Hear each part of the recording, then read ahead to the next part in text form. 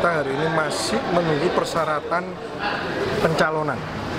Persyaratan pencalonan itu seperti ini. Jadi siapa saja yang bisa mengusung calon dari partai atau dari perorangan. Tapi di Surabaya kan tidak ada perorangan. Kita masih menunggu petunjuk dari pusat berkaitan dengan hal tersebut. Kira-kira kayak apa teknisnya untuk menjadi pedoman kita di lapangan. Kalau pakai PKPU 8 kan sudah tidak relevan yang tadi kami sampaikan di depan itu, karena sudah ada putusan MK. Sebagai dasar kami KPU Kota Surabaya masih menunggu surat atau PKPU terbaru dari KPU RI untuk syarat pencalonan, ya, bukan syarat calon, syarat pencalonan. Ini belum datang ya? Sampai jam ini belum. Ya mungkin masih dikonsultasikan, karena kalau PKPU itu panjang, harus komunikasi dengan anggota Dewan kan, Komisi 3 atau Komisi 2 itu berkaitan dengan harmonisasi peraturan perundang-undangan, atau mungkin nanti bisa berupa surat mungkin. Ya, kita tunggu saja, mudah-mudahan sebelum jam 12 malam.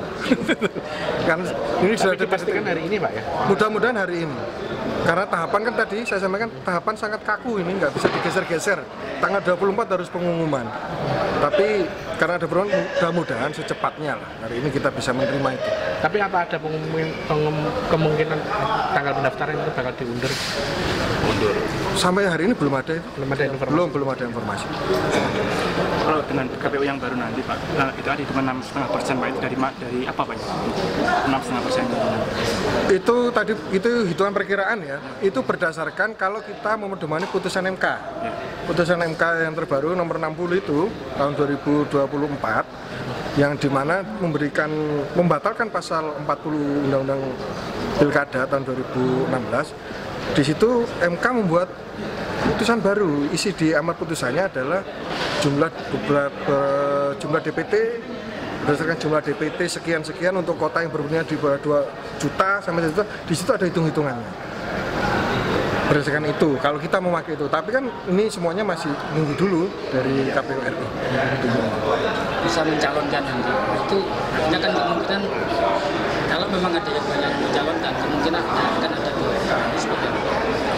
Ya, kalau partai-partai misalnya menyambut putusan MK itu dengan mengajukan pasangan-pasangan calon, senyaman kita lihat, kita hitung nanti memenuhi syarat pencalonan atau tidak. Kalau memenuhi syarat pencalonan, ya kita terima.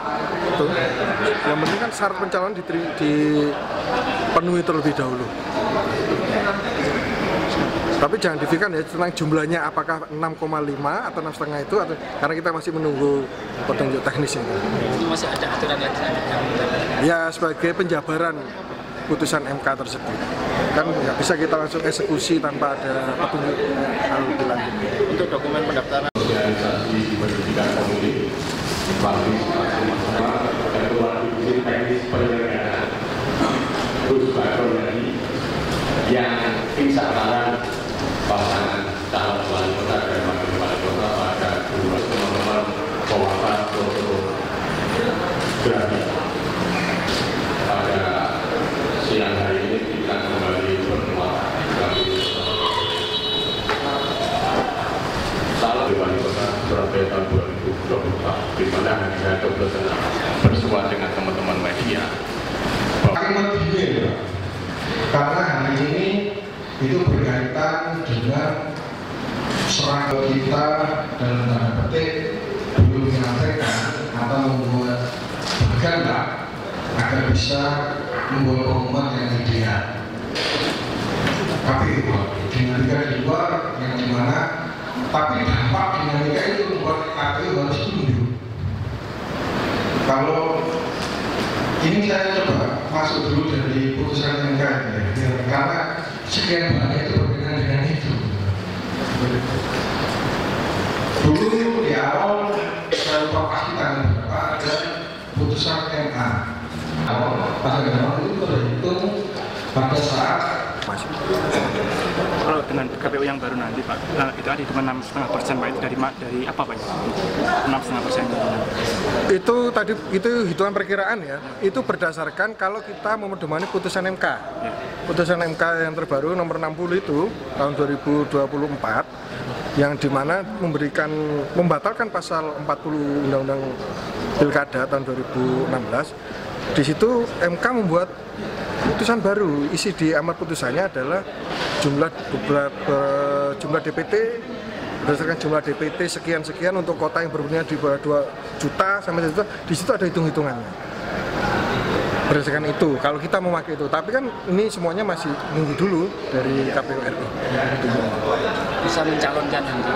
Itu artinya kan kemungkinan kalau memang ada yang banyak mencalonkan, kemungkinan akan ada dua seperti itu.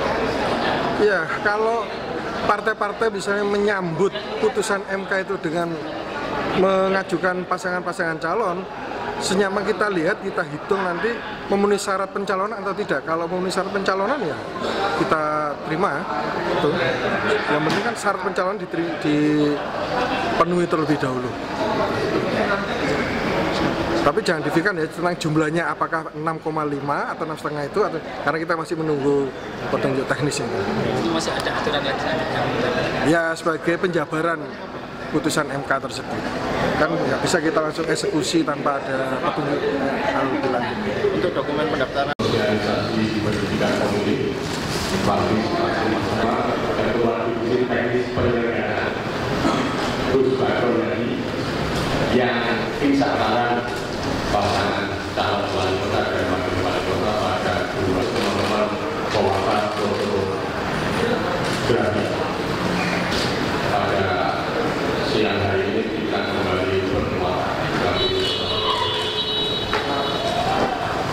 calon wali kota Surabaya tahun 2024 di mana saya bersua dengan teman-teman media.